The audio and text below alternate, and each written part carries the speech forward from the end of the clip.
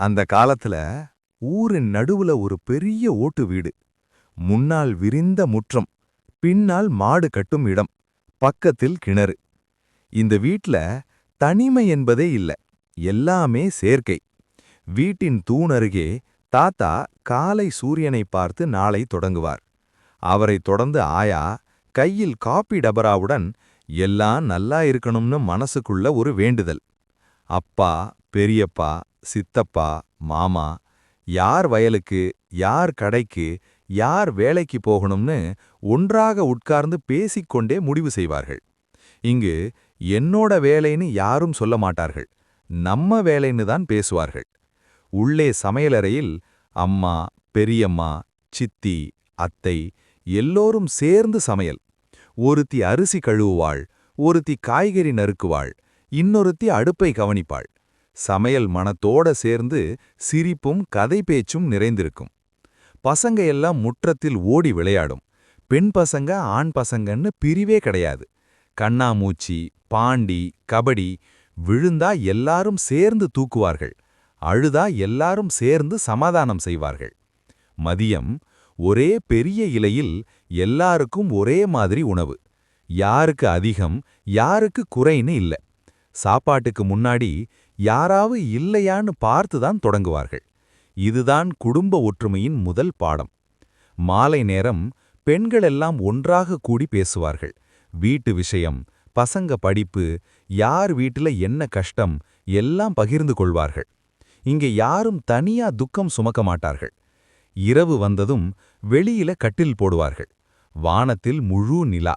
அந்த நிலா ஒளியில் நிலா சோறு. எல்லோரும் வட்டமா உட்கார்ந்து சாப்பிடுவார்கள். தாத்தா பழைய கதைகள் சொல்வார், ஆயா வாழ்க்கை புத்தி சொல்லுவாள், பசங்க சிரித்துக்கொண்டே கேட்பார்கள்.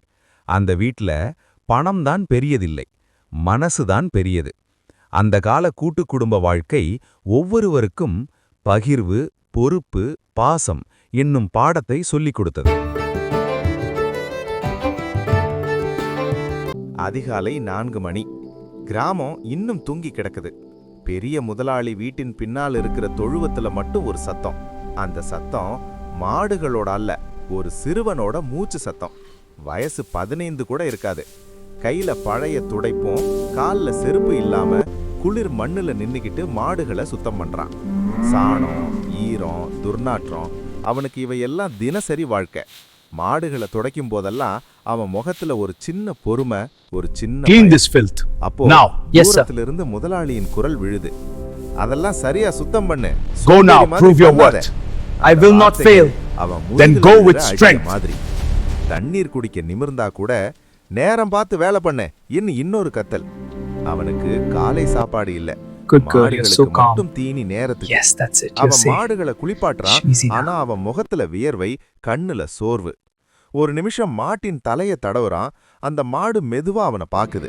அந்த பார்வையில கேள்வி இல்ல, கட்டளை இல்ல, ஒரு அமைதி. நீங்களாவது என்ன மனிதனா பாக்குறீங்களேன்னு அவன் மனசுக்குள்ள சொல்லிக்கிறான். அப்போ முதலாளி வந்து நிக்கிறான். சுத்தம் பார்த்துட்டு ஒரு வார்த்தை கூட சொல்லாம திரும்பி நடக்கிறான். பாராட்டும் இல்ல, நன்றி கூட இல்ல. வேலை முடிஞ்சதும் தொழுவம் மின்னுது. மாடுகள் சுத்தம், இடம் சுத்தம். ஆனா அந்த சிறுவன் வாழ்க்கை மட்டும் இன்னும் அழுக்குல, பயத்துல, அடிமைத்தனத்துல. சூரியன் மேல ஏற ஆரம்பிக்குது. கிராமம் விழிக்குது. ஆனா அந்த பையனுக்கான காலை இன்னும் தொடங்கவே இல்லை. அவன் மீண்டும் துடைப்பை எடுத்துக்கிறான், நாளை நல்லா இருக்கும் என்ற ஒரு நம்பிக்கையோட.